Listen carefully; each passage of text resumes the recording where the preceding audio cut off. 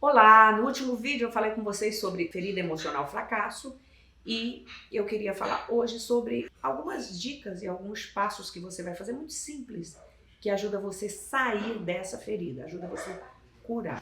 Esse tratamento, essas dicas é do Dr. Guy Wink, tá? Que ele estudou e pesquisou as 7 feridas emocionais mais corriqueiras que afetam muito as pessoas. Então, o primeiro é: caia na real. Busque apoio, mas caia na real. Normalmente, quando nós fracassamos, a gente às vezes tem uma ideia áurea e muito utópica assim da situação. Não, a gente tem que olhar realmente o que foi que me fez fracassar. Por que é que eu fracassei, né? Quais os erros que eu cometi? Às vezes, por exemplo, o erro não foi nem algo que você cometeu. Por exemplo, nós, brasileiros e pessoas do mundo inteiro, fomos acometidos durante 2 anos passados por uma pandemia que isso mudou radicalmente a vida de pessoas, interrompeu projetos de pessoas. Então não é um erro seu, não é um erro pontual, não foram erros que você cometeu. Foi algo que não esteve nunca no nosso controle, né? Um vírus. Impossível. Ninguém controla isso, né? Controlamos com vacina, controlamos com EPIs, mas muito pouco, né? Tem coisas que você não tem o controle, mas cair na real significa o que é, quais as vertentes que eu controlo e quais as vertentes que eu não controlo nessa situação em que eu fracassei. Isso é super importante, né? E o fracasso, em alguns momentos, ele é um ótimo mestre. Olhe, por exemplo, se você consegue olhar racionalmente o que te fez fracassar, isso vai ser uma lição preciosa para a sua vida, para o futuro. Porque a tendência é que você não cometa mais aqueles mesmos erros, né? A menos que tenha aí um problema emocional sério, essas questões. Mas não sendo isso, se você é uma pessoa comum e normal, você vai avaliar e o fracasso, nesse sentido, ele vai ser um divisor de águas para você, vai ser um exemplo para você não repetir futuramente, né? E o fracasso também, outra coisa que você tem que ver quando diante do fracasso, que oportunidades ele está te dando. Muitas vezes, quando diante de um fracasso, você sabe que muitas pessoas surgiu assim uma grande ideia ou partiram para uma mudança radical e na verdade aquilo que parecia ser fracasso virou uma ponte para um lugar de êxito, para uma condição de êxito, certo? Então isso é outro ponto que você precisa analisar que ajuda você a sair da ruminação e daquele lugar ali, daquela caixa fechada que o fracasso muitas vezes tenta te deixar, né? Ver quais as oportunidades que eu tenho nesse momento, diante dessa questão, qual oportunidade que eu tenho, né? Quais as oportunidades que o fracasso pode me oferecer. Ah, não tem oportunidade nenhuma, perdeu tudo, acabou, não tem saída. Não, normalmente não é assim. Normalmente é porque nós ficamos trancados, fechados nos nossos pensamentos negativos, sem olhar ao redor, sem ver a realidade das coisas, e aí isso nos paralisa. Então, olha ao redor. Outra coisa também é você perceber que o fracasso nos torna mais forte quando a gente consegue romper, sair dali e seguir adiante. Normalmente, toda pessoa que já venceu, toda pessoa que já conquistou, toda pessoa que já ganhou troféus, pode perguntar para ela: você já perdeu alguma vez? Como é que foi aquele dia quando você fracassou? Com certeza a pessoa vai ter muitas coisas para dizer. Uau, foi horrível, realmente eu achava que não poderia seguir adiante, realmente foi muito difícil, mas dali eu tive força para seguir adiante. Então, o fracasso, né, ele pode te deixar mais forte emocionalmente, psicologicamente, né? E alguns fracassos também são sucesso, né?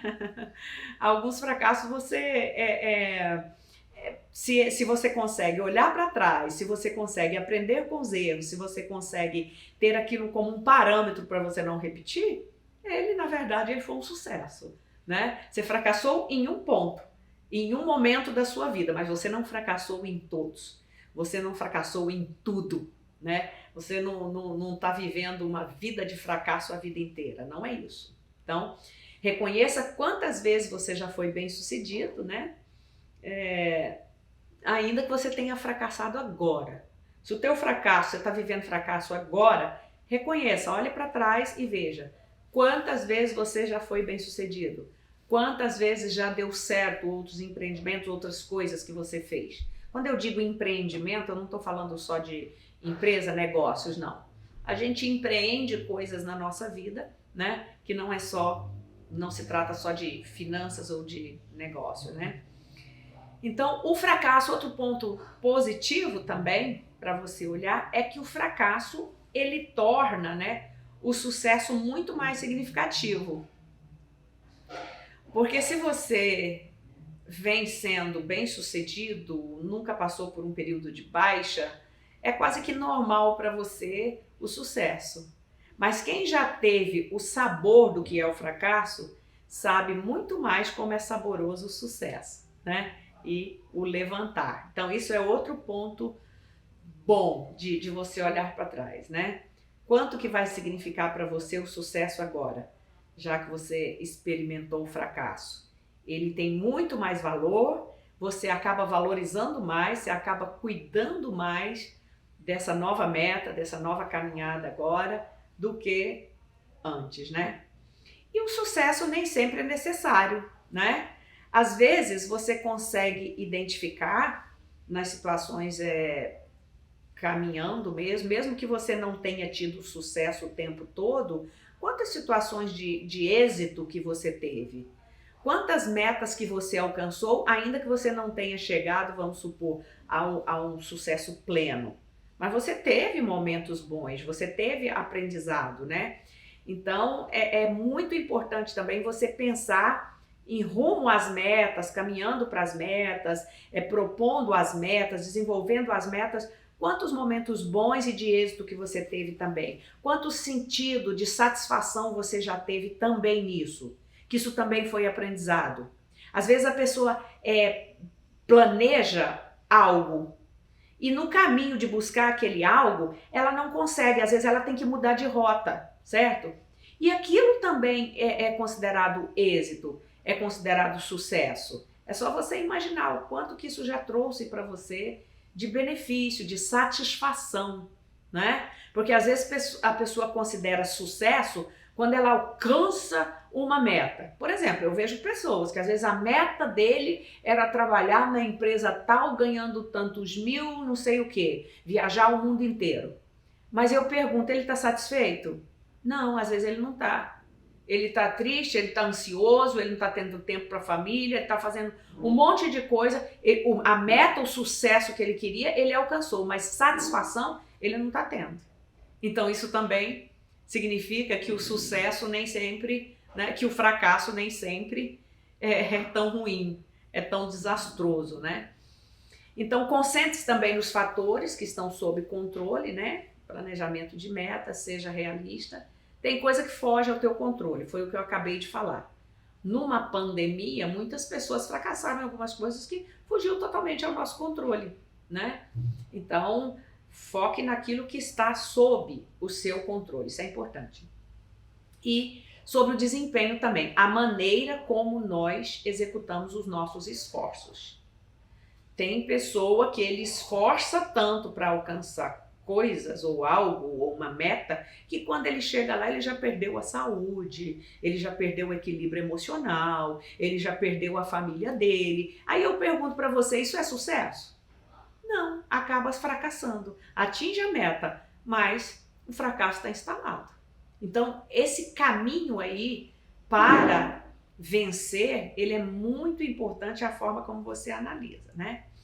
E divida também, por exemplo, outro tratamento para você sair do fracasso, do sentimento de fracasso, da ferida de fracasso. Divida a sua meta em passos intermediários. Tem passos que são urgentes, é para agora, não dá para você adiar. Tem passos que você pode adiar um pouquinho, né? Pode ser mais adiante. Então, faça o que estão mais sob seu controle, o que você consegue fazer agora, que está mais difícil para você. À medida que você se fortaleceu, alcançou êxito naquelas metas, aí você parte para as mais difíceis, parte para as outras que vai demandar mais de você. Isso também é muito importante para você conseguir sair desse lugar, né? Tente pensar nesses passos intermediários que sejam desafiadores, porque muitas vezes nós não vamos alcançar um êxito sem nos desafiar. Nós precisamos nos desafiar. Por exemplo, o que eu estou fazendo aqui para você agora, falando com você. Eu estou me desafiando. Eu detesto estar na frente de câmera, eu não gosto, eu tenho dificuldade, mas eu estou aqui, porque eu estou me desafiando a fazer, a trazer um conteúdo legal, a trazer uma coisa que te ajude emocionalmente, mentalmente. Então, estou fazendo. Isso é um desafio, tá? Agora, não me peça para fazer isso todo dia que eu não vou conseguir, né? Não vou conseguir. Então, nós temos que pensar nos nossos passos intermediários, que são desafiadores, mas que não sejam intimidantes. É um desafio para mim fazer, mas não me intimida, não está me provocando medo, não está me deixando fora da caixinha emocionalmente, entendeu? Então, é isso que é importante você prestar atenção quando se trata de pensar na cura para a ferida emocional do fracasso, né? Faça também uma lista com as possíveis soluções para cada um dos desafios, dos desvios ou tentações apontadas anteriormente. Toda vez que você propõe uma meta, que você propõe êxito em alguma coisa, que você propõe sair do fracasso, normalmente você vai ter desvios e tentações que aí no meio do caminho vão aparecer para tirar você da meta, para tirar você de querer fazer outra coisa mais fácil. Por exemplo, qual é a minha meta para trazer os vídeos, para trazer algum conteúdo? Um dia sem trabalho, secular, marcado com todo mundo já para gravar. Tem que ser, essa é a minha meta. Se eu não fizesse isso, eu não conseguia. Marcava um dia, jogava para outro, desmarcava. Agora não. Todo um dia por semana eu estou fazendo isso. Isso é uma coisa que me ajuda, é uma meta que me ajudou a não me desviar, a não me tirar do foco para o que eu estou fazendo, certo? Então você, fazendo essa listinha, o que me tirou do caminho aqui? O que me fez desviar? Isso ajuda você a evitar, né? Por exemplo, vamos dar um exemplo assim de alguém que, por exemplo, está pensando em parar de fumar, certo? É uma meta, parar de fumar. Aí se a pessoa vem e te oferece um cigarro, aí você fala assim: obrigada, eu parei de fumar. Isso é mais fácil para você vencer a tentação e a outra pessoa que te ofereceu o cigarro não insistir, do que se você dissesse assim: não, eu não quero. Porque se é um fumante que está oferecendo cigarro para você, normalmente ficam conversando, fumando junto, aquilo ali tem um momento também, um envolvimento emocional. Então se você fala assim, não quero, a tendência é que o outro fale para você assim, insista com você para fumar. Agora se você fala assim, não quero, eu parei de fumar, não quero, a pessoa vai respeitar o quê? Sua decisão, sua meta. Então isso é um fator importante que ajuda a gente no caminho aí rumo a alcançar nosso tratamento para sair do sentimento de fracasso, né? Ponto 3, para você sair desse sentimento de fracasso ou para a cura, né? Assumir a responsabilidade, reconhecer o erro. O fracasso, ele evoca sentimento de ansiedade e de medo. Quem de nós já não nos sentimos amedrontados diante de um fracasso, nos sentimos ansiosos, né? Mas nós temos que entrar em contato com isso. Você não pode fugir e nem fingir que não está ansioso, nem fingir que não está com medo. Converse com alguém que pode te ajudar, com alguém que pode te orientar. Converse com seus familiares: eu estou com medo. Está com medo por quê? Por isso, por isso. Eu acho que se eu for por aqui, vai dar isso e vai dar isso. Ouça a opinião de quem tem mais experiência ou de alguém que possa, que quer te ouvir e que pode te ajudar, certo? Isso é ser realista, é reconhecer o erro. Tem pessoas que tentam sair de um sentimento de fracasso em cima de outros erros. A tendência é que lá na frente ele vai fracassar novamente.